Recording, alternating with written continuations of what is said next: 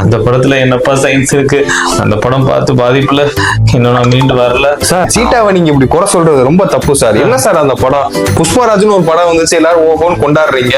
கங்குவாக்கு என்ன சார் குறைச்சல்? அந்த கங்குவால எவ்வளவு ஆழமா டெப்தா சைஃபை அனலைஸ் பண்ணிருக்காங்க தெரியுமா?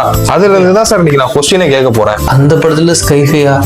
அந்த படத்துல கதையே இல்லையப்பா. நீ எதுவும் பாதிக்கப்படல அந்த படம் பார்த்து? அந்த சின்ன பையனை புடிச்சு அவனோட மூளையெல்லாம் ஆபரேஷன் பண்ணி என்னென்னமோ பண்ணி அவனோட மூளைய இங்க இருந்து இவனுங்க கண்ட்ரோல் பண்ணிட்டு இருப்பானுங்க. அந்த மாதிரி பண்ண முடியுமா?